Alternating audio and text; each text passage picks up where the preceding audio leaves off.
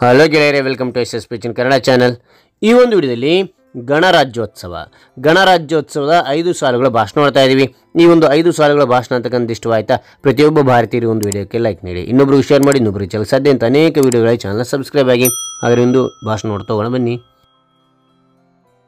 ಈ ಒಂದು ಭಾಷಣ ಮಾಡೋ ಸೂಚನೆ ಏನಂತೀರಾ?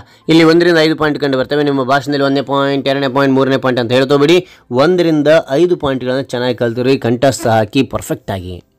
ಅದಾನಂತರ ಏನು ಮಾಡ್ತೀರಾ? ಪಾಯಿಂಟ್ಗಳನ್ನು ಬಿಟ್ಟುಬಿಡಿ, ವಿಷಯವನ್ನು ಮಾತ್ರ ಸ್ಟೆಪ್ ವೈಸ್ ಹೇಳ್ತಾ ಬನ್ನಿ. ಆಗ ನಿಮ್ಮ ಭಾಷಣ ಅಂತಕ್ಕಂಥದ್ದು ಅದ್ಭುತವಾಗಿ ಬರಲಿಕ್ಕೆ ಸಾಧ್ಯ.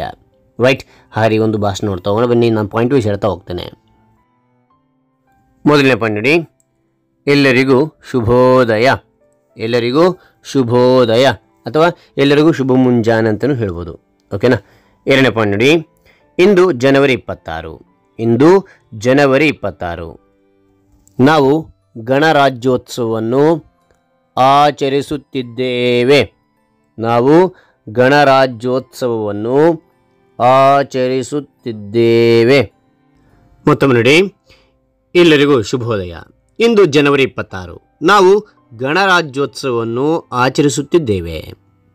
3ನೇ ಪಾಯಿಂಟ್, ಗಣರಾಜ್ಯೋತ್ಸವ ರಾಷ್ಟ್ರೀಯ ಹಬ್ಬವಾಗಿದೆ. ರಾಷ್ಟ್ರೀಯ ಹಬ್ಬವಾಗಿದೆ.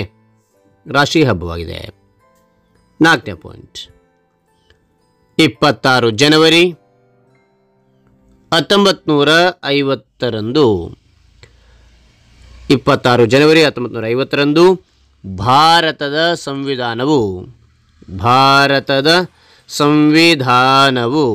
ಜಾರಿಗೆ ಬಂದಿತು. ಮತ್ತೊಮ್ಮೆ ನೋಡಿ, 26 ಜನವರಿ 1950ರಂದು ಭಾರತದ ಸಂವಿಧಾನವು ಜಾರಿಗೆ ಬಂದಿತು. 5ನೇ ಪಾಯಿಂಟ್, ಸ್ವಾತಂತ್ರ್ಯಕ್ಕೆ ಹಾಗೂ ಸಂವಿಧಾನ ರಚಿಸಲು ಶ್ರಮಿಸಿದ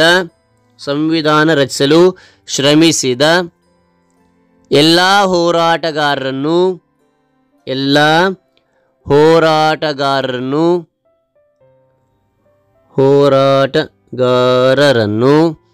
ಸ್ಮರಿಸುವ ದಿನ ಎಂದು ತಿಳಿಸುತ್ತಾ ನನ್ನ ಈ ಪುಟ್ಟ ಭಾಷಣ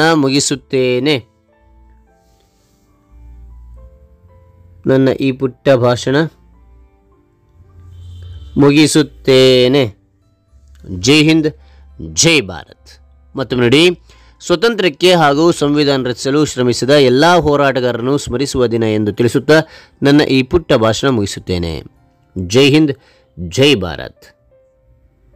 ಹಾಗಾದರೆ ಈ ಒಂದು ಭಾಷಣ ಅಂತಕ್ಕಂಥ ಇಷ್ಟವಾದರೆ ಲೈಕ್ ಮಾಡಿ, ಶೇರ್ ಮಾಡಿ, ಸಬ್ಸ್ಕ್ರೈಬ್ ಆಗೋದು ಮರಿಬೇಡಿ ಅಂತ ಹೇಳ್ತಾ ಮತ್ತೊಂದು ಹೊಸ ವಿಷಯದಿಂದ ಭೇಟಿ ಆಗ್ತೇನೆ. Thank you for watching. Bye.